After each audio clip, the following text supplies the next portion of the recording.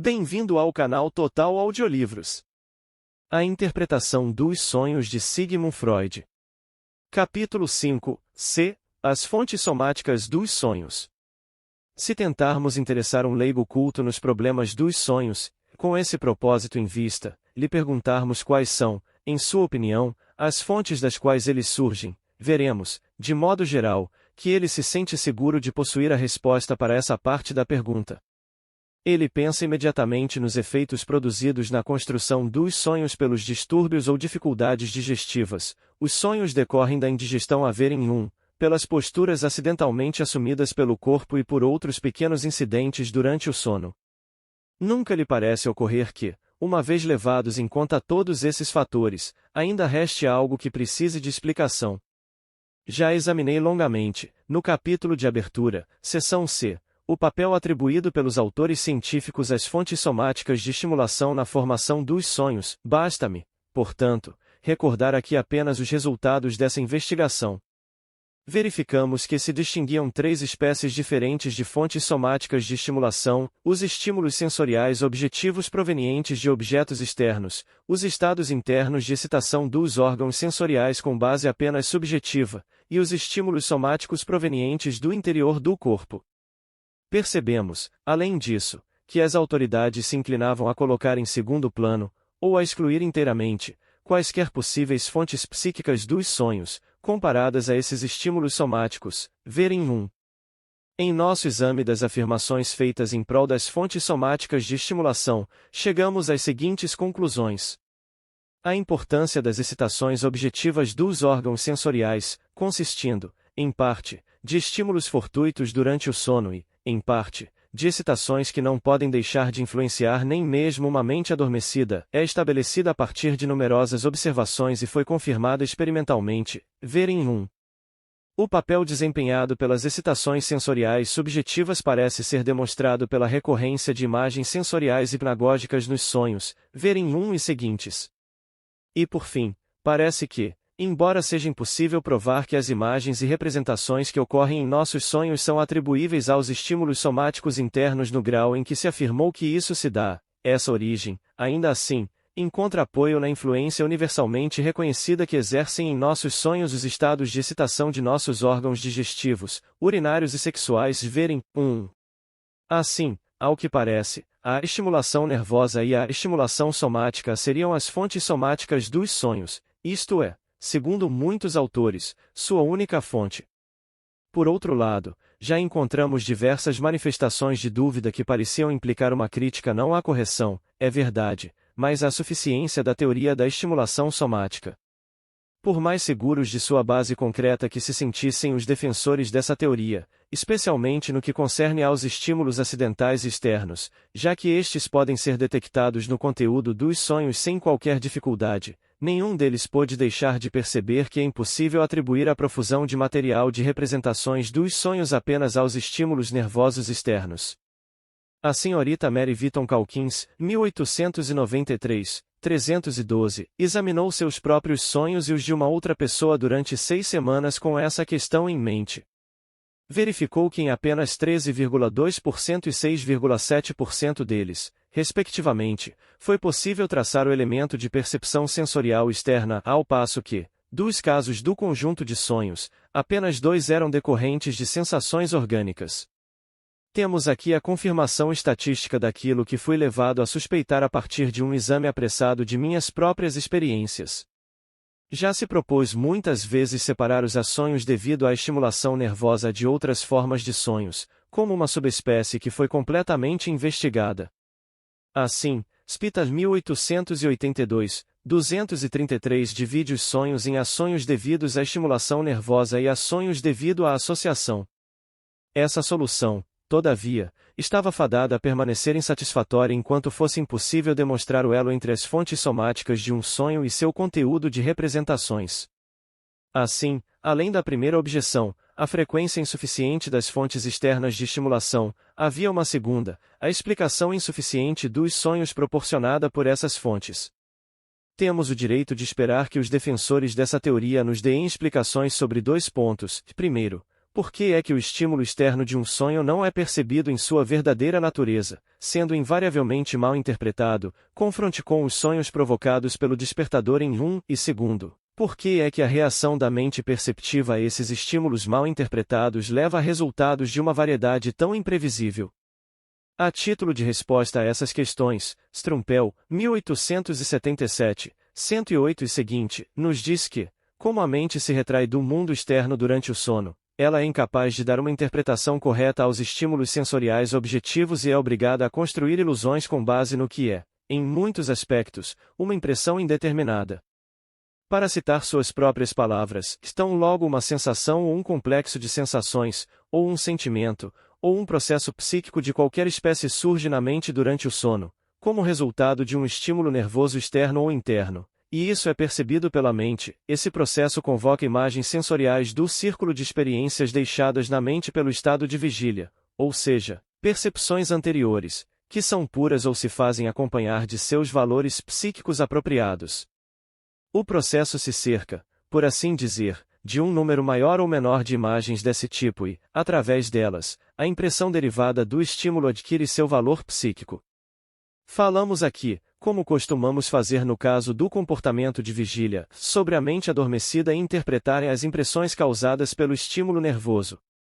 O resultado dessa interpretação é o que chamamos de um sonho devido à estimulação nervosa, isto é, um sonho cujos componentes são determinados por um estímulo nervoso que produz seus efeitos psíquicos na mente segundo as leis da reprodução. Wundt 1874, 656 e seguinte está dizendo algo essencialmente idêntico a essa teoria ao afirmar que as representações que ocorrem nos sonhos derivam, pelo menos em sua maior parte, de estímulos sensoriais, incluindo especialmente as sensações sinestésicas, e são, por esse motivo, principalmente ilusões imaginativas, provavelmente apenas em pequeno grau, representações mnêmicas puras intensificadas até assumirem a forma de alucinações. Ver em Strumpel, 1877, 84, descobriu um símile adequado para a relação que subsiste nessa teoria entre os conteúdos de um sonho e seus estímulos, ao escrever que é como se os 10 dedos de um homem que nada sabe de música vagassem sobre o teclado de um piano a ver em 1 e 2. Assim, um sonho não é, segundo essa visão, um fenômeno mental baseado em motivos psíquicos, e sim o resultado de um estímulo psicológico que se expressa em sintomas físicos, pois o aparato sobre o qual o estímulo incide não é capaz de outra forma de expressão.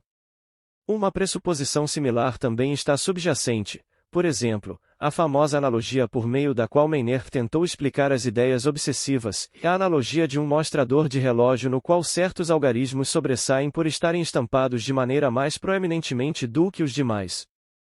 Por mais popular que se tenha tornado a teoria da estimulação somática dos sonhos, e por mais atraente que ela possa parecer, seu ponto fraco é facilmente demonstrado. Todo estímulo somático onírico que exija que o aparelho mental adormecido interprete por meio da construção de uma ilusão pode dar origem a um número ilimitado de tais tentativas de interpretação, isto é, pode ser representado no conteúdo do sonho por uma imensa variedade de representações. Mas a teoria proposta por Strumpel e Wundt é incapaz de produzir qualquer motivo que reja a relação entre um estímulo externo e a representação onírica escolhida para sua interpretação, isto é incapaz de explicar o que Lipps, 1883, 170, chama de a notável escolha frequentemente feita por esses estímulos no curso de sua atividade produtiva. Outras objeções foram ainda levantadas contra a pressuposição em que se baseia toda a teoria da ilusão, a pressuposição de que a mente adormecida é incapaz de reconhecer a verdadeira natureza dos estímulos sensoriais objetivos. Bourdieu, o fisiologista, mostrou-nos há muito tempo que, mesmo no sono, a mente é perfeitamente capaz de interpretar de maneira correta as impressões sensoriais que alcançaram e de reagir segundo essa interpretação correta. Lembrou ele o fato de que determinadas impressões sensoriais que parecem importantes para aquele que dorme podem ser executadas da negligência geral a que tais impressões ficam sujeitas durante o sono, como no caso da mãe que está amamentando ou da ama de leite em relação à criança sob sua responsabilidade. E que é mais certo uma pessoa adormecida ser acordada pelo som de seu próprio nome do que por alguma impressão auditiva indiferente, tudo isso implicando que a mente diferencia as sensações durante o sono. Bourdieu então inferiu dessas observações que o que devemos presumir durante o estado de sono não é uma falta de interesse neles. Os mesmos argumentos usados por Burdage em 1830 foram novamente apresentados por Lipps, sem qualquer modificação, em 1883, em sua crítica à teoria da estimulação somática. Assim, a mente parece comportar-se como o adormecido da anedota. Quando alguém lhe perguntou se estava dormindo, ele respondeu a não. Mas quando o interlocutor prosseguiu dizendo então empreste-me 10 florins, ele se refugiou num subterfúgio e respondeu, estou dormindo. A insuficiência da teoria da estimulação somática dos sonhos pode ser demonstrada de outras maneiras. A observação mostra que os estímulos externos não me compelem necessariamente a sonhar, muito embora tais estímulos apareçam no conteúdo de meu sonho se e quando chego de fato a sonhar. Vamos supor, digamos, que eu seja submetido a um estímulo táctil enquanto estiver dormindo. Uma multiplicidade de reações diferentes estará então aberta diante de mim. Posso desprezar o estímulo e, ao acordar, constatar, por exemplo, que minha perna está descoberta ou que há alguma pressão em meu braço. A patologia fornece exemplos bastante numerosos em que vários estímulos sensoriais e motores poderosamente excitantes permanecem sem efeito durante o sono. Ou então, posso ficar ciente da sensação em meu sono, posso ficar ciente dela, como se diz, através de meu sono, que é o que acontece, via de regra, no caso dos estímulos dolorosos, mas sem que se transforme a dor num sonho. E, em terceiro lugar, posso reagir ao estímulo acordando para livrar-me dele. É somente como a quarta possibilidade que o estímulo nervoso pode levar-me a sonhar. Contudo, as outras possibilidades se concretizam pelo menos com a mesma frequência desta última, a de construir um sonho. E isso não poderia acontecer, a menos que o motivo para sonhar estive em outra parte que não fontes somáticas de estimulação. Alguns outros autores, Scherner 1861 e o filósofo Volkeltus 1875, que adorou os pontos de vista de Scherner, fizeram uma estimativa justa das lacunas que aqui indiquei na explicação dos sonhos como devidas à estimulação somática. Esses autores tentaram definir com mais precisão as atividades mentais que levam à produção de imagens oníricas tão diversificadas a partir dos estímulos somáticos. Em outras palavras, eles buscaram considerar uma atividade psíquica.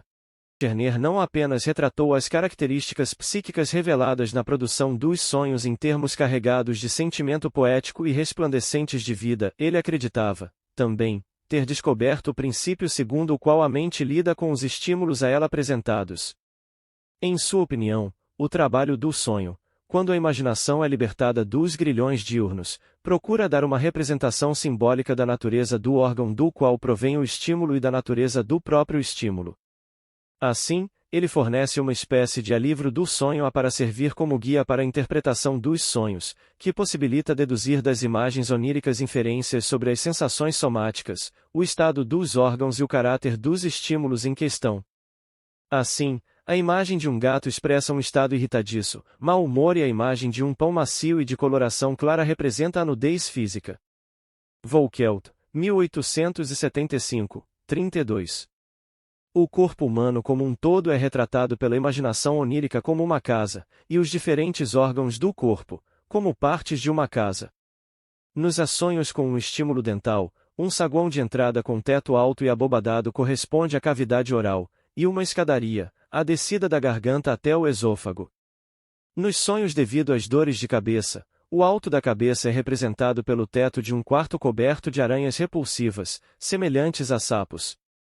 Ibid. Em uma multiplicidade desses símbolos é empregada pelos sonhos para representar o mesmo órgão. Assim, o pulmão, no ato de respirar, será simbolicamente representado por uma fornalha chamejante, com as labaredas crepitando com um som semelhante ao da passagem de ar. O coração será representado por caixas ou cestas vazias, e a bexiga, por objetos redondos em forma de sacos, ou, mais geralmente, por objetos ocos.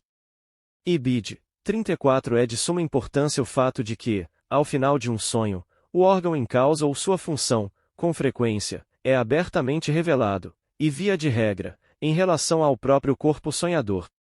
Assim, um sonho com um estímulo dental normalmente termina com o sonhador visualizando a si mesmo ao arrancar um dente da boca. Não se pode dizer que essa teoria da interpretação dos sonhos tenha sido recebida de maneira muito favorável por outros autores do ramo. Sua característica principal parece ser sua extravagância, e tem havido hesitação até mesmo em reconhecer a justificação que, na minha opinião, ela pode reivindicar. Como se terá percebido, ela envolve uma revivescência da interpretação dos sonhos por meio do simbolismo, o mesmo método que era empregado na antiguidade, com a exceção de que o campo de onde se extraem as interpretações fica restrito aos limites do corpo humano. Sua falta de qualquer técnica de interpretação que possa ser cientificamente apreendida talvez reduzem muito a aplicação da teoria de Scherner. Ela parece dar margem a interpretações arbitrárias, sobretudo porque, também em seu caso, o mesmo estímulo pode ser representado no conteúdo onírico de inúmeras maneiras diferentes. Assim, até mesmo o discípulo de Scherner, Voelkelt, viu-se impossibilitado de confirmar a ideia de que o corpo era representado por uma casa. Objeções também estão fadadas a provir do fato de que, mais uma vez, a mente fica sobrecarregada com o trabalho do sonho como uma função inútil e sem objetivo, pois, segundo a teoria que estamos examinando, a mente se contenta em fazer fantasias sobre o estímulo de que se ocupa, sem o mais remoto indício de qualquer coisa da ordem de uma eliminação do estímulo. Há uma crítica em particular, no entanto, que é gravemente prejudicial à teoria de Scherner sobre a simbolização dos estímulos somáticos. Esses estímulos estão sempre presentes, e geralmente se afirma que a mente é mais acessível a eles durante o sono do que quando desperta. É difícil entender, então, por que é que a mente não sonha continuamente a noite inteira e, na verdade, por que não sonha todas as noites com todos os órgãos? Pode-se fazer uma tentativa de evitar essa crítica, acrescentando-se a condição adicional de que, para suscitar a atividade onírica, é necessário que excitações especiais provenham dos olhos, ouvidos, dentes, intestinos etc. Mas surge então a dificuldade de provar a natureza objetiva de tais aumentos de estímulo, o que só é possível num pequeno número de casos. Se os sonhos de voar são uma simbolização da subida e descida dos lobos dos pulmões verem então, como Strumpel 1877, 119 já assinalou, esses sonhos teriam de ser muito mais frequentes do que são, ou seria necessário provar um aumento da atividade respiratória no decorrer deles. Há uma terceira possibilidade, que é a mais provável de todas, qual seja, a de que talvez haja motivos especiais temporariamente atuantes dirigindo a atenção para sensações viscerais que estão presentes de maneira uniforme em todos os momentos. Essa possibilidade, entretanto, leva-nos além do alcance da teoria de Scherner. O valor dos pontos de vista expostos por Scherner e Voelkelt está no fato de eles chamarem atenção para diversas características do conteúdo dos sonhos que exigem explicação e parecem prometer novas descobertas. É perfeitamente verdadeiro que os sonhos contêm simbolizações de órgãos e funções do corpo, e que a presença de água num sonho com frequência assinala um estímulo urinário, e que os órgãos genitais masculinos podem ser representados por um bastão erguido ou uma coluna, e assim por diante. No caso dos sonhos em que o campo visual fica repleto de movimento e cores vivas, em contraste com a insipidez de outros sonhos, dificilmente se poderá deixar de interpretá-los como sonhos com um estímulo visual, tampouco se pode contestar o papel desempenhado pelas ilusões no caso dos sonhos que se caracterizam por ruídos e confusão de vozes. Scherner 2861, 167 relata um sonho com duas fileiras de meninos bonitos e louros, postados um de frente ao outro ao longo de uma ponte, que se atacam entre si e então retornam à posição original, até que finalmente o sonhador se viu sentado numa ponte, arrancando um dente enorme de sua boca. De maneira semelhante, Voelkelt 1875, 52 relata um sonho em que pareciam duas fileiras de gavetas num armário e que, mais uma vez, terminou com o sonhador arrancando um dente. Formações oníricas como essas, que são registradas em grande número pelos dois autores, impedem que descartemos a teoria de Scherner como uma invenção inútil sem procurarmos seu cerne de verdade. A tarefa que nos confronta, portanto, é encontrar outro tipo de explicação para a suposta simbolização do que se alega um estímulo dental. Durante toda esta discussão da teoria das fontes somáticas dos sonhos, abstive-me de usar o argumento baseado em minha análise dos sonhos. Se ele puder ser confirmado, através de um procedimento não empregado por outros autores em seu material onírico, que os sonhos possuem um valor próprio como atos psíquicos, o de que os desejos são o motivo de sua concentração e que as experiências do dia anterior fornecem o material imediato para seu conteúdo. qualquer outra teoria dos sonhos que despreze um procedimento de pesquisa tão importante e que, por conseguinte, represente os sonhos como uma reação psíquica inútil e enigmática. Estímulos somáticos estará condenada, sem necessidade maior de críticas específicas. De outra forma, e isso parece bastante improvável, teria de haver duas espécies bem diferentes de sonhos, um das quais só eu pude observar, e outra que só pôde ser percebida pelos autores mais antigos. Resta apenas, portanto, encontrar em minha teoria dos sonhos um lugar para os fatos em que se baseia a atual teoria da estimulação somática dos sonhos. Já demos o primeiro passo nessa direção ao propor a tese, ver em de que o trabalho do sonho está sujeito à exigência de combinar em uma unidade os estímulos ao sonhar que estiverem simultaneamente em ação. Verificamos que, quando duas ou mais experiências capazes de criar uma impressão são deixadas pelo dia anterior, os desejos delas derivados se combinam num único sonho, e, de modo similar, que a impressão psiquicamente significativa e as experiências irrelevantes da véspera são reunidas no material onírico, sempre desde que seja possível estabelecer entre elas representações comunicantes. Assim, o sonho parece ser uma reação a tudo o que está simultaneamente presente na mente adormecida como material correntemente ativo. Até onde analisamos o material dos sonhos, vimo-lo como uma coletânea de resíduos psíquicos e traços mnêmicos, a qual, em virtude da preferência mostrada por material recente infantil, fomos levados a atribuir uma qualidade até aqui indefinível de ser correntemente ativo. Podemos por isso antever, sem grandes dificuldades, o que acontecerá se um material nosso, sob a forma de sensações, for acrescentado durante o sono a essas lembranças correntemente ativas. É também graças ao fato de serem correntemente ativas que essas excitações sensoriais são importantes para o sonho, elas se unem ao outro material psíquico correntemente ativo para fornecer aquilo que é usado para a construção do sonho. Em outras palavras, os estímulos que surgem durante o sono são os conhecidos arrestos diurnos apsíquicos. Essa combinação não precisa ocorrer, como já assinalei, há mais de uma maneira de reagir a um estímulo somático durante o sono. Quando ela efetivamente ocorre, isso significa que foi possível encontrar, para servir de conteúdo do sonho, um material de representações de tal ordem que é capaz de representar ambos os tipos de fontes do sonho, e a somática e a psíquica.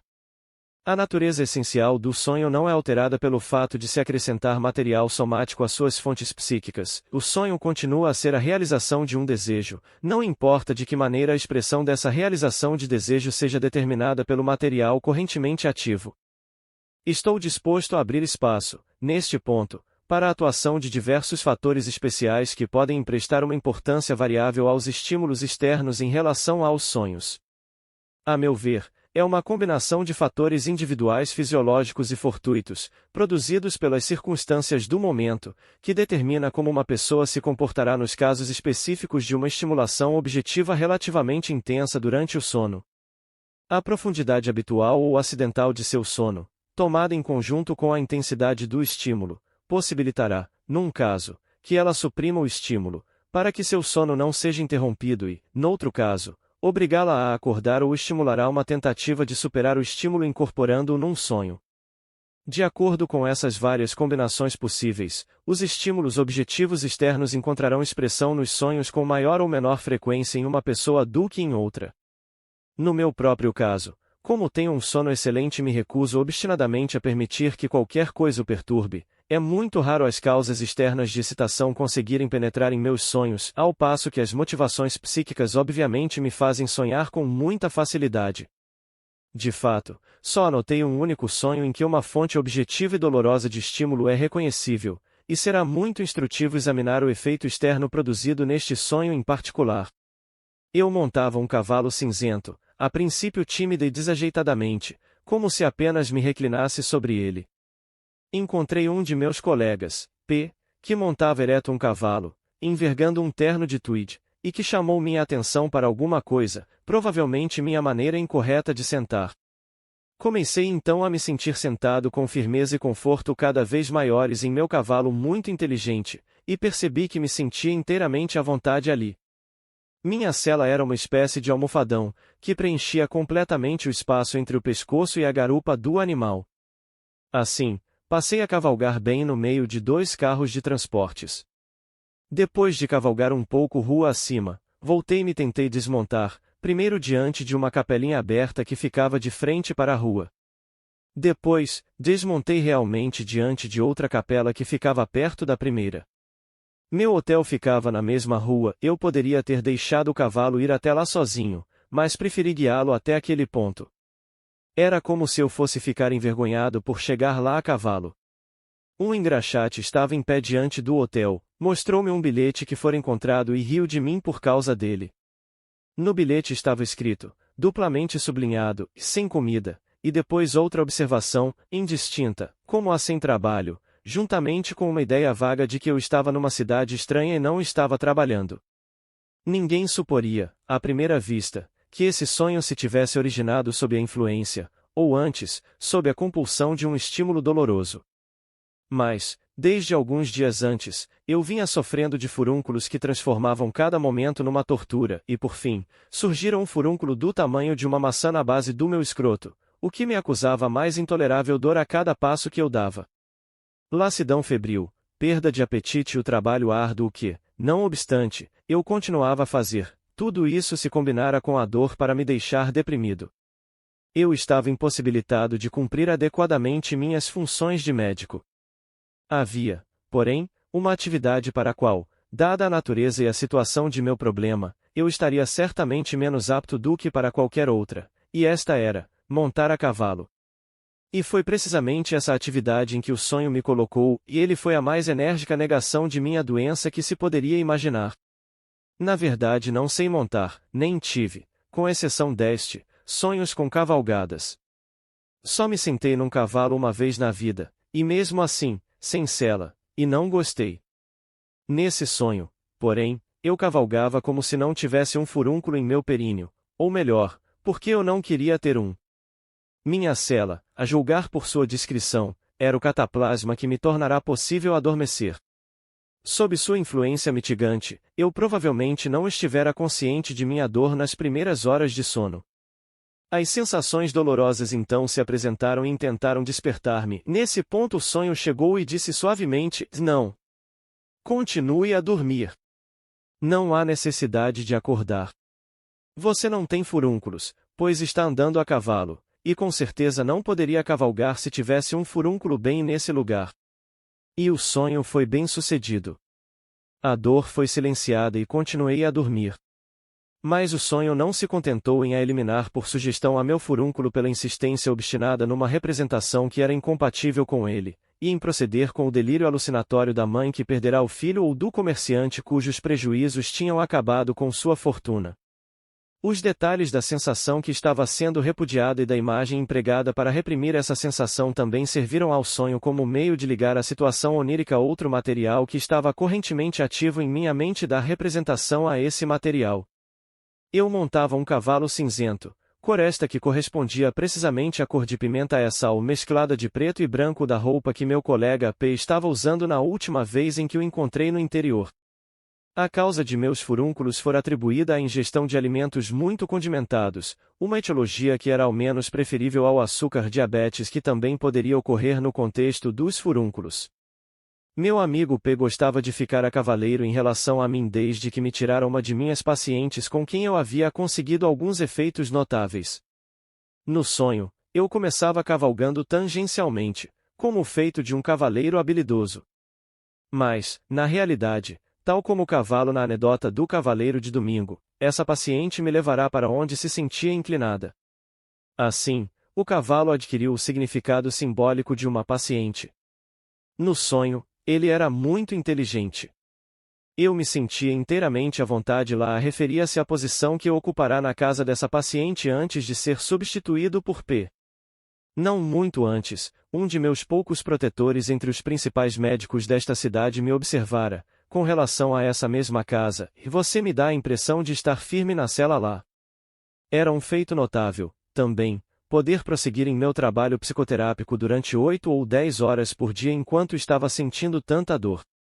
Mas eu sabia que não poderia prosseguir por muito tempo em meu trabalho peculiarmente difícil, a menos que estivesse com perfeita saúde física, e meu sonho estava repleto de alusões sombrias à situação em que me encontraria nessa eventualidade.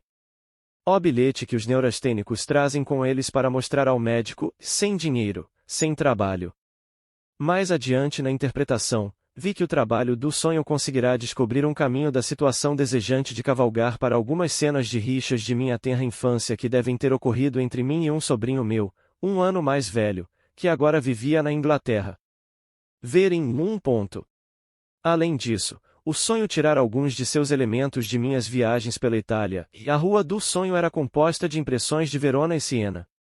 Uma interpretação ainda mais profunda levou a pensamentos oníricos sexuais, e lembrei-me do sentido que as referências à Itália pareciam ter nos sonhos de uma paciente que nunca visitará aquele adorável país, genitaliem para a Itália, genitaliem a genitai, e isso também estava ligado à casa em que eu precedera meu amigo P como médico, assim como a situação de meu furúnculo. Num outro sonho consegui êxito semelhante em rechaçar uma ameaça de interrupção de meu sono, vinda desta feita de um estímulo sensorial. Nesse caso, todavia, foi apenas por acaso que pude descobrir o elo entre o sonho e seu estímulo acidental, e assim compreender o sonho. Numa manhã em pleno verão, enquanto estava hospedado numa cidade montanhosa de veraneio no Tirol, acordei sabendo ter sonhado que o Papa havia morrido. Não consegui interpretar esse sonho, um sonho não visual, e só me lembrei, como parte de sua base, de ter lido um jornal, pouco tempo antes, que Sua Santidade estava sofrendo de uma ligeira indisposição. Durante a manhã, contudo, minha mulher me perguntou se eu ouvirá o barulho terrível feito pelo repicar dos sinos naquela manhã. Eu nem sequer o percebera, mas então compreendi meu sonho. Ele fora uma reação, por parte de minha necessidade de dormir, ao barulho com que os pios tiroleses haviam tentado acordar-me. Eu me vingara deles extraindo a inferência que formou o conteúdo do sonho, e então continuará a dormir sem dar maior atenção ao barulho. Os sonhos citados nos capítulos anteriores incluíram diversos que poderiam servir de exemplos da elaboração desses chamados estímulos nervosos. Meu sonho de beber água em grandes goles em é um exemplo. O estímulo somático foi, aparentemente, sua única fonte, e o desejo derivado da sensação, isto é, a sede, pareceu ser sua única motivação. Dá-se um caso semelhante com outros sonhos simples em que um estímulo somático parece, por si só, capaz de construir um desejo. O sonho da paciente que afastou do rosto o aparelho resfriador durante a noite em apresenta um método incomum de reagir a um estímulo doloroso com uma realização de desejo. Foi como se a paciente conseguisse ficar temporariamente em analgesia, ao tempo em que atribuía suas dores a outrem. Meu sonho com as 3 parcas em foi claramente um sonho de fome. Mas conseguiu desviar o desejo de nutrição para o anseio infantil pelo seio materno e se valeu de um desejo inocente como anteparo para um desejo mais sério, que não podia ser tão abertamente exibido. Meu sonho sobre o conditum em mostrou como uma necessidade física acidental pode ser vinculada aos mais intensos impulsos mentais, mas, ao mesmo tempo, os mais intensamente suprimidos. E um caso como o relatado por Garnier, 1872, 476, de como o primeiro cônsul incorporou o barulho da explosão de uma bomba num sonho de batalha antes de despertar dele em revela com clareza bastante especial a natureza do único motivo que leva a atividade mental a se ocupar de sensações durante o sono. Um jovem advogado, recém-saído de seu primeiro processo importante de falência, adormecendo certa tarde, comportou-se exatamente da mesma forma que o grande Napoleão. Teve um sonho com um certo G. Reich, de Uziaten em uma cidade de Galícia, que conhecera durante um caso de falência. O nome Uziaten continuou a se impor à sua atenção até que ele acordou e viu que sua mulher, que sofria de um catarro brônquico, estava tendo um violento acesso de tosse em alemão, Husten. Comparemos esse sonho de Napoleão que, aliás, era dono de um sono extremamente profundo, com o do estudante sonolento que foi acordado por sua senhoria e informado de que era hora de ir para o hospital, e que passou a sonhar que estava numa cama do hospital e continuou a dormir, sob o pretexto de que, já que estava no hospital, não havia necessidade de se levantar e ir até lá em Este último sonho foi claramente um sonho de conveniência. O sonhador admitiu uma motivação para sonhar sem nenhum disfarce, mas, ao mesmo tempo, deixou escapar um dos segredos dos sonhos em geral. Todos os sonhos são, num certo sentido, sonhos de conveniência, servem à finalidade de prolongar o sono, em vez de acordar. Os sonhos são guardiães do sono, e não perturbadores dele. Teremos oportunidade, mais adiante, de justificar essa visão deles em relação aos fatores despertadores de ordem psíquica verem 1, mas já estamos em condições de mostrar que ela é aplicável ao papel desempenhado pelos estímulos externos objetivos. Ou a mente não presta a mínima atenção às oportunidades de sensações durante o sono, caso possa fazê-lo a despeito da intensidade dos estímulos e da importância que sabe possuírem, ou se vale de um sonho para negar os estímulos, ou, em terceiro lugar, se for obrigada a reconhecê-los, busca uma interpretação deles que transforme a sensação correntemente ativa em parte integrante de uma situação que seja desejada e compatível com o dormir. A sensação correntemente ativa é incorporada no sonho para ser despojada de realidade. Napoleão pôde continuar a dormir, com a convicção de que o que estava tentando perturbá-lo era apenas uma lembrança onírica do ribombar dos canhões de Arcole. Assim, o desejo de dormir, no qual o ego consciente se concentra e que, justamente com a censura do sonho e a elaboração secundária a que mencionarei adiante em 1, representa a contribuição do ego consciente para o sonhar, deve, na totalidade dos casos, ser reconhecido como um dos motivos da formação dos sonhos, e todo sonho bem-sucedido é uma realização desse desejo. Examinaremos num outro ponto em 1 as relações existentes entre esse desejo universal, invariavelmente presente e imutável de dormir e os demais desejos, dos quais ora um ora outro é realizado pelo conteúdo do sonho. Mas encontramos no desejo de dormir o fator capaz de preencher a lacuna na teoria de Strumpel e Wundt em 1 e de explicar a maneira perversa e caprichosa como são interpretados os estímulos externos. A interpretação correta, que a mente adormecida é perfeitamente capaz de fazer, envolveria um interesse ativo e exigiria que o sono fosse interrompido. Por essa razão, dentre todas as interpretações possíveis, só são admitidas aquelas que são compatíveis com a censura absoluta exercida pelo desejo de dormir. Ele é Rouxinol e não a cotovia, pois, se fosse a cotovia, isso significaria o término da noite dos amantes. Entre as interpretações do estímulo que são assim admissíveis, seleciona-se então aquela que pode proporcionar o melhor vínculo com os impulsos desejantes que se ocultam na mente. Assim, tudo é inequivocamente determinado e nada fica por conta da decisão arbitrária. A interpretação errônea não é uma ilusão, e sim, como se poderia dizer, uma evasão. Aqui, porém, mais uma vez, tal como quando, em obediência à censura do sonho, uma substituição é efetuada por deslocamento, temos de admitir que estamos diante de um ato que se desvia dos processos psíquicos normais. Quando os estímulos nervosos externos e os estímulos somáticos internos são suficientemente intensos para forçar a atenção psíquica para eles, então, desde que seu resultado seja sonhar e não acordar, eles servem como um ponto fixo para a formação de um sonho, um núcleo em seu material, busca-se então uma realização de desejo que corresponda a esse núcleo. Tal como, ver anteriormente, em 1, se buscam representações intermediárias entre dois estímulos psíquicos do sonho. Nesta medida, é verdade que, em diversos sonhos, o conteúdo onírico é ditado pelo elemento somático. Nesse exemplo extremo, é possível até que um desejo que não esteja de fato correntemente ativo seja invocado para fins de construção de um sonho.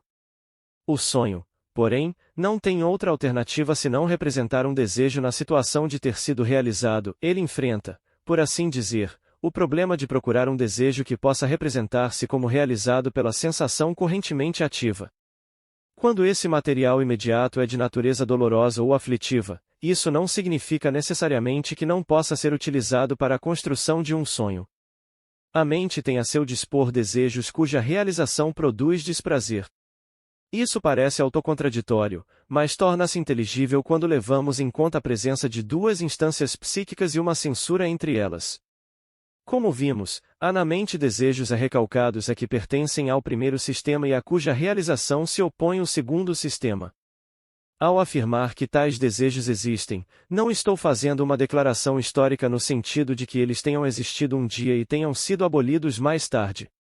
A teoria do recalcamento, que é essencial ao estudo das psiconeuroses, afirma que esses desejos recalcados ainda existem, embora haja uma inibição simultânea que os contém. O uso linguístico atinge o alvo ao falar da supressão a isto é, subpressão a desses impulsos. Os arranjos psíquicos que facultam a esses impulsos imporem sua realização continuam a existir e a funcionar perfeitamente. Na eventualidade, contudo, de um desejo recalcado desse tipo ser levado a efeito, e de sua inibição pelo segundo sistema, o sistema que é admissível à consciência, ser derrotada, essa derrota encontra expressão como desprazerosa. Concluindo, são sensações de natureza desprazerosa provenientes de fontes somáticas. O trabalho do sonho utiliza essa ocorrência para representar, sujeita à continuidade da censura em maior ou menor grau, a realização de algum desejo que é normalmente suprimido. É esse estado de coisas que possibilita um grupo de sonhos de angústia, estruturas oníricas desfavoráveis do ponto de vista da teoria da realização de desejo. Um segundo grupo revela um mecanismo diferente, pois a angústia nos sonhos pode ser de natureza psiconeurótica, pode originar-se de excitações psicossexuais, caso em que a angústia corresponde à libido recalcada. Quando isso ocorre, a angústia, como a totalidade do sonho de angústia, tem a significação de um sintoma neurótico, e nos aproximamos do limite em que a finalidade de realização de desejo dos sonhos cai por terra. Mas alguns sonhos de angústias os do primeiro grupo, em que o sentimento de angústia é somaticamente determinado, quando, por exemplo, dá-se uma dificuldade de respiração devida a doenças pulmonares ou cardíacas e, em tais casos, a angústia é explorada a fim de contribuir para a realização, sob a forma de sonhos, de desejos energicamente suprimidos, que se fossem sonhados por motivos psíquicos, levariam a uma libertação semelhante de angústia. Mas não há dificuldade em conciliar esses dois grupos aparentemente diferentes.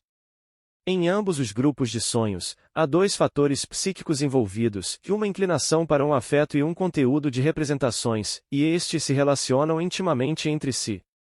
Quando um deles está correntemente ativo, evoca o outro, mesmo num sonho. Num dos casos, a angústia somaticamente determinada evoca o conteúdo de representações suprimindo, e no outro o conteúdo de representações, com sua concomitante excitação sexual, livre de repressão, evoca uma liberação de angústia.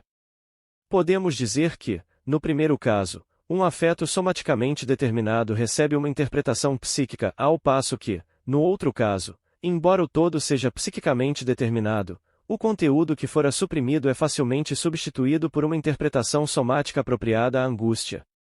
As dificuldades que tudo isso oferece à nossa compreensão pouco têm a ver com os sonhos e surgem do fato de estarmos aqui tocando no problema da produção da angústia e no problema do recalcamento.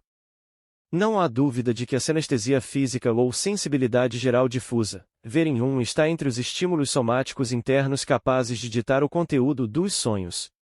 Ela pode fazer isso, não no sentido de poder proporcionar o conteúdo do sonho, mas no sentido de ser capaz de impor aos pensamentos oníricos uma escolha do material a ser representado no conteúdo, ao destacar parte do material como sendo adequado à sua própria natureza e reter uma outra parte. Afora isso, aos resíduos psíquicos que têm influência tão importante nos sonhos. Essa disposição geral pode persistir inalterada no sonho ou pode ser dominada, e assim, caso seja desprazerosa, pode ser transformada em seu oposto. Portanto, em minha opinião, as fontes somáticas de estimulação durante o sono, isto é, as sensações durante o sono, a menos que sejam de intensidade incomum, desempenham na formação dos sonhos papel semelhante ao desempenhado pelas impressões recentes, mais irrelevantes, deixadas pelo dia anterior. Ou seja, creio que elas são introduzidas para ajudar na formação de um sonho caso se ajustem apropriadamente ao conteúdo de representações derivado das fontes psíquicas do sonho, mas não de outra forma. São tratadas como um material barato e sempre à mão, que é empregado sempre que necessário, em contraste com um material precioso que determina, ele próprio, o modo como deverá ser empregado. Quando, para adotar um símile, um patrono das artes leva a um artista uma pedra rara, como um pedaço de ônix, e lhe pede que crie uma obra de arte com ela, o tamanho da pedra, sua cor e suas marcas ajudam a decidir que cabeça ou que cena será nela representada. Ao passo que, no caso de um material uniforme e abundante, tal como o mármore ou o arenito, o artista simplesmente segue uma ideia que se apresente em sua própria mente. É só dessa maneira, ao que me parece, que podemos explicar o fato de o conteúdo onírico proporcionado por estímulos somáticos de intensidade não incomum deixar de aparecer em todos os sonhos ou todas as noites. Talvez eu possa ilustrar melhor o que quero dizer com um exemplo, que além disso reconduzirá à interpretação do sonho. Um dia, eu vinha tentando descobrir qual poderia ser o significado das sensações de estar inibido, de estar grudado no lugar, de não poder fazer alguma coisa, e assim por diante, que ocorrem com tanta frequência nos sonhos e se relacionam tão de perto com os sentimentos de angústia. Naquela noite, tive o seguinte sonho. Eu estava vestido de forma muito incompleta e subia as escadas de um apartamento térreo para um andar mais alto. Subia 3 degraus de cada vez e estava encantado com minha agilidade. De repente, vi uma criada descendo as escadas, isto é, vindo em minha direção. Fiquei envergonhado e tentei apressar-me, e neste ponto instalou-se a sensação de estar inibido, e eu estava colado aos degraus e incapaz de sair do lugar. Análise. A situação do sonho é extraída da realidade cotidiana. Ocupo 2 pavimentos de uma casa em Viena, que se ligam apenas pela escada pública. Meu consultório e meu gabinete ficam no primeiro andar, e minhas acomodações domésticas, um pavimento acima. Quando, tarde da noite, termino meu trabalho, no andar inferior, subo as escadas para meu quarto. Na noite anterior à do sonho, eu realmente fizera um pequeno trajeto com a roupa meio desalinhada, isto é, tinha retirado o colarinho, a gravata e os punhos. No sonho, isso tinha sido transformado num grau maior de desalinho, mas, como sempre, indeterminado. Geralmente, subo as escadas de 2 em 2 ou de 3 em 3 degraus, e isto foi reconhecido no próprio sonho como uma realização de desejo, e a facilidade com que eu conseguia isso me tranquilizava quanto ao funcionamento do meu coração. Ademais, esse método de subir escadas foi um contraste efetivo com a inibição da segunda metade do sonho. Mostrou-me, o que não precisava de comprovação, que os sonhos não encontram nenhuma dificuldade em representar atos motores realizados com perfeição.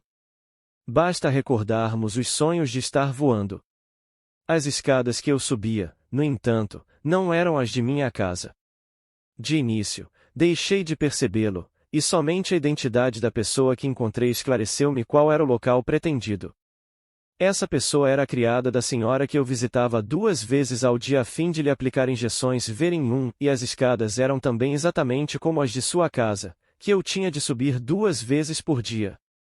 Ora, como entraram em meu sonho essas escadas e essa figura feminina? O sentimento de vergonha por não estar completamente vestido é, sem dúvida, de natureza sexual, mas a criada com quem sonhei era mais velha do que eu, era grosseira e estava longe de ser atraente. A única resposta que me ocorreu para o problema foi esta: quando fazia minhas visitas matutinas a essa casa, eu costumava, em geral, ser tomado por um desejo de tossir ao subir a escadaria, e o produto de minha expectoração caía na escada, pois em nenhum dos pavimentos havia uma escarradeira, e a ideia que eu tinha era que a limpeza das escadas não deveria ser mantida à minha custa, e sim possibilitada pela instalação de uma escarradeira. A zeladora, uma mulher igualmente idosa e grosseira, mas com instintos de limpeza, como eu estava pronto a admitir, encarava a questão de modo diferente. Ela ficava à minha espera para ver se mais uma vez eu me serviria livremente da escada e, quando constatava que eu o fizera, eu costumava ouvi-la resmungar em tom audível, e por vários dias depois disso, ela omitia o cumprimento habitual quando nos encontrávamos. Na véspera do sonho, o grupo de zeladoria receberá reforço sob a forma da criada. Como sempre, eu havia concluído minha rápida visita à paciente, quando a criada me interceptou no saguão e observou: "O senhor podia ter limpado os sapatos, doutor, antes de entrar na sala hoje. O senhor tornou a sujar todo o tapete vermelho com os pés." Esta era a única razão para o aparecimento da escadaria e da criada em meu sonho. Havia uma conexão interna entre subir as escadas correndo e cuspir nos degraus. Tanto a faringite como os problemas cardíacos são considerados castigos pelo vício do fumo. E, em virtude desse hábito, minha reputação de zelo não era das melhores em minha própria casa, quanto mais na outra, por isso as duas se fundiram no sonho. Devo aplicar a continuação de minha interpretação deste sonho até que possa explicar a origem do sonho típico de estar incompletamente vestido. Assinalei apenas, como conclusão provisória a ser tirada do presente sonho, que uma sensação de movimento inibido nos sonhos é produzida sempre que o contexto específico a requer. A causa dessa parte do conteúdo do sonho não pode ter sido a ocorrência de alguma modificação especial em meus poderes de movimentação durante o sono, já que apenas um momento antes eu me vira, quase como que para confirmar esse fato, subindo agilmente os degraus. Obrigado por visitar o canal Total Audiolivros.